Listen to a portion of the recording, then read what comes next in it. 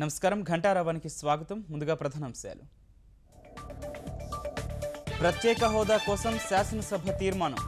చట్టంలో అంశాలు, హామీల అమలు కోసం కేంద్రానికి విజ్ఞప్తి.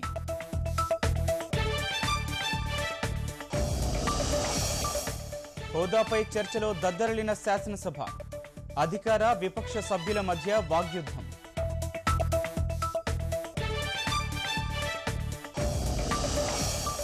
మద్దతు ఉపసంహరిస్తానని చెబితేనే కేంద్రంపై ఒత్తిడి. గడువు విధించాలని చంద్రబాబుకు జగన్ సూచన.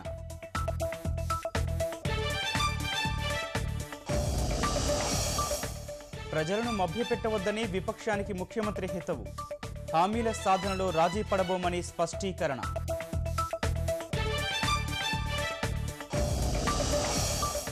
ఓటుకు నోటు కేసుపై మళ్లిన చర్చ. అధికార ప్రతిపక్షాల సవాళ్లు, ప్రతి సవాళ్లు.